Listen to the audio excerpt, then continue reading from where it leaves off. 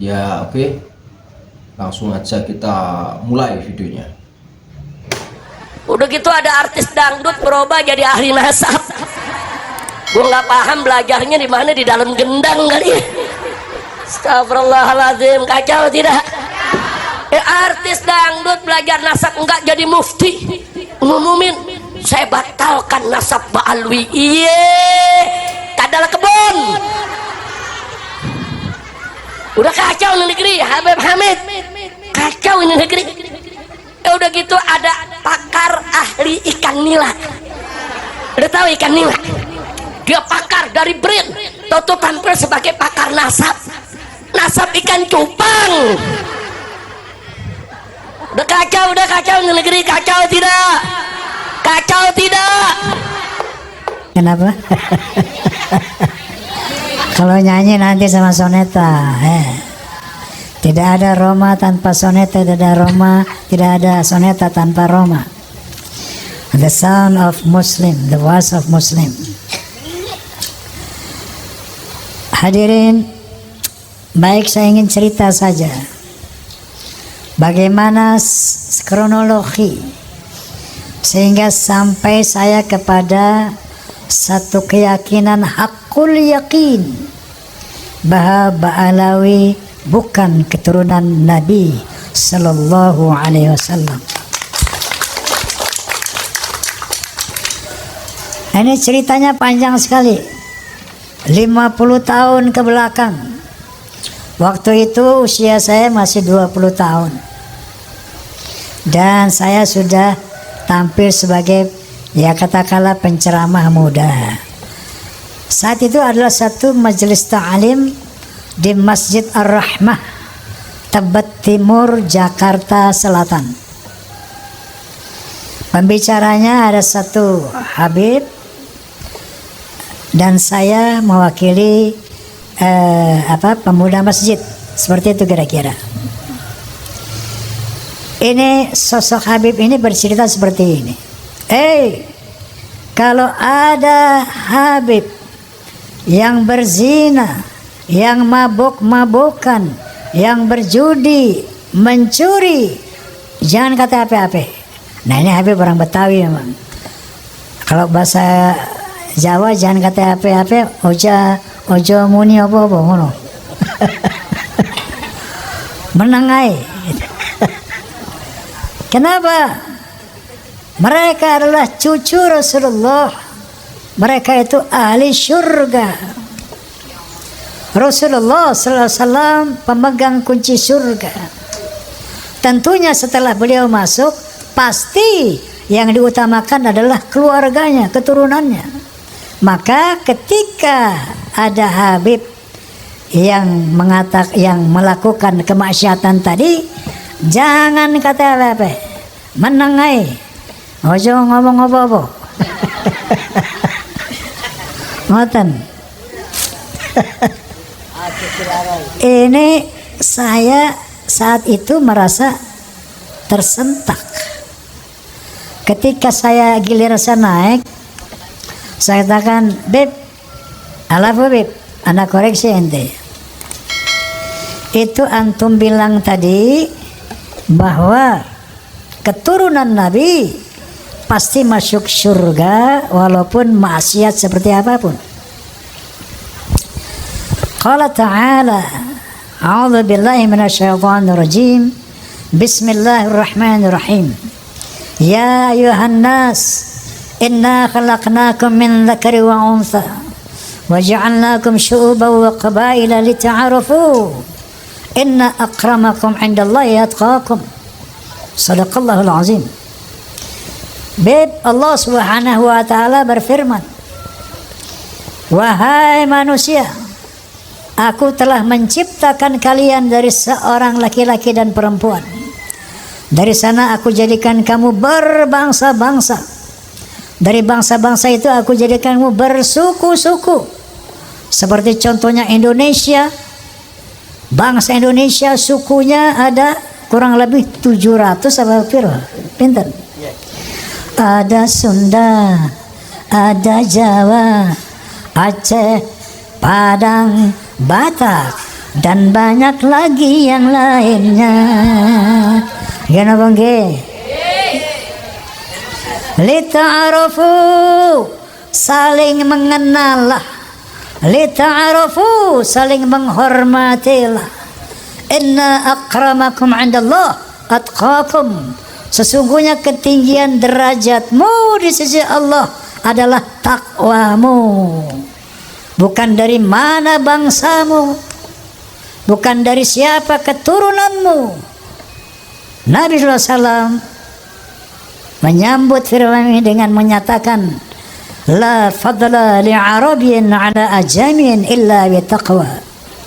Tidak ada kelebihan bangsa Arab dari yang bukan Arab kecuali takwa.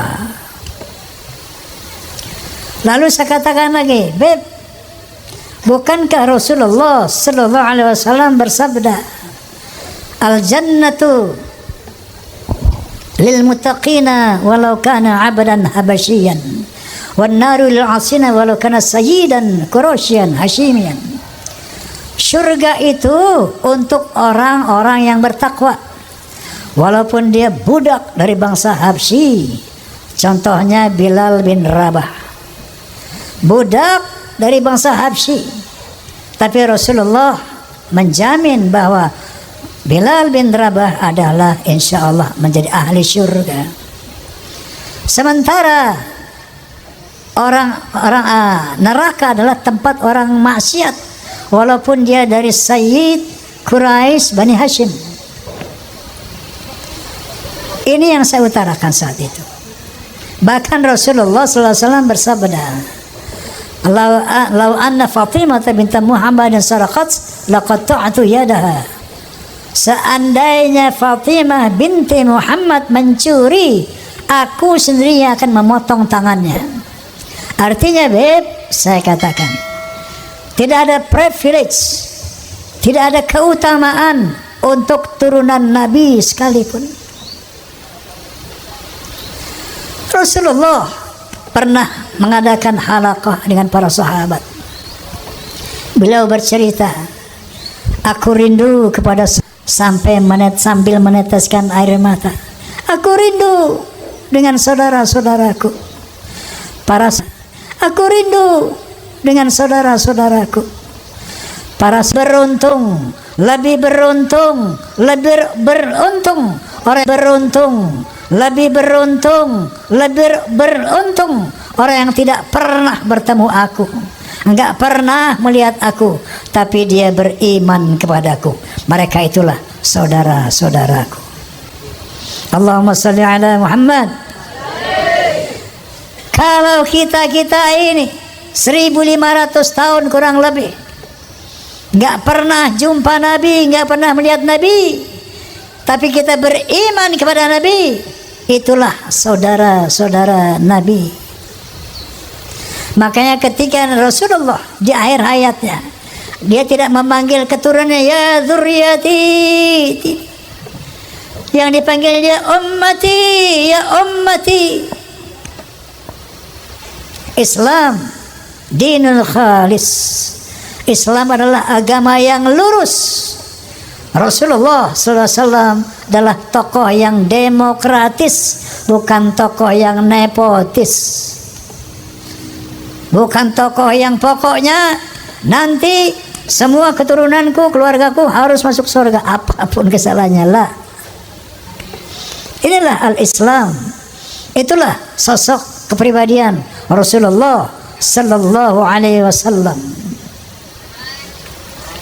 Setelah saya ngomong begitu, ini 50 tahun yang lalu, hebohlah satu masjid itu. Besoknya saya dipanggil oleh Habib Sepuh,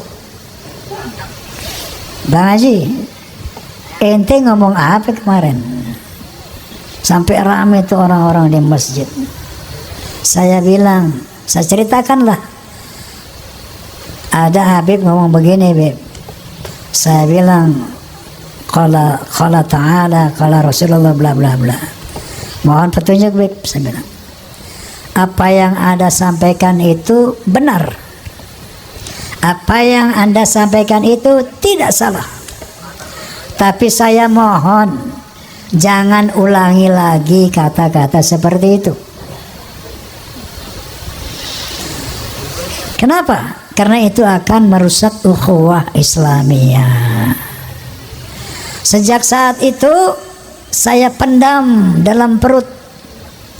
Saya melihat berbagai macam arogansi, kemungkaran yang dilakukan Habib. Saya nggak mau bunyi lagi. Saking taatnya saya kepada Habib Sepuh tadi.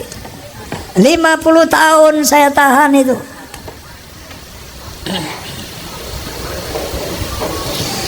Sampai akhirnya muncul doktrin-doktrin yang tidak bisa diterima akal sehat dan sangat merusak akidah, saya pikir. Itu leluhur kami Al-Faqih Muqaddam Mi'raj satu malam 70 kali. Astaghfirullahalazim. Rasulullah sallallahu alaihi wasallam hanya diizinkan Allah Mi'raj ke Sidratul Muntaha seumur hidup 1 kali. Ketika ada orang mengatakan bahwa moyang kami bisa Mi'raj 1 malam 70 kali, ini telah merendahkan Rasulullah, telah menghina Rasulullah sallallahu alaihi wasallam. Ada lagi berita-berita khurafat. Leluhur kami kalau tidak malu sama Allah dapat memadamkan api neraka cuma dengan kelingking. Inna lillahi wa inna ilaihi raji'un. Kalau tadi menghina Nabi, sekarang menghina Allah subhanahu wa ta'ala. Banyak cerita-cerita khurafat yang lainnya. Ada seorang tukang kacang namanya Sulaiman. Ini tukang kacang sangat cinta sama habaib. Kalau habaib minta kacangnya dikasih semuanya. Saking cintanya sama habaib. Man minta kacang dikasih semua, man minta kacang dikasih semua. Satu saat si Maman mati. Begitu Maman mati, lapor ini orang kepada Habib tadi, Beb, Maman mati. Ini Maman ahli maksiat, ibadahnya berantakan. Datanglah ini Habib, ngasih surat, ditaruh di lehernya di belakang mayit itu. Man, nanti kalau Munkar wa Nakir tanya, jangan dijawab. Kasih aja ini surat, inti masuk surga tanpa hisab.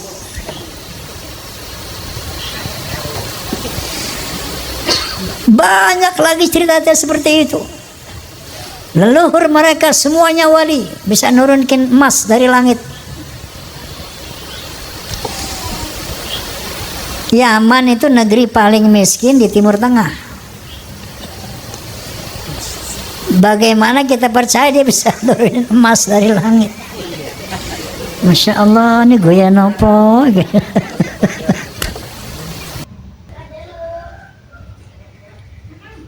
Ya, oke semuanya. Mungkin video kali ini cukup di sini dulu saja. Jangan lupa di like, komen, dan subscribe. Dan sampai jumpa di video selanjutnya.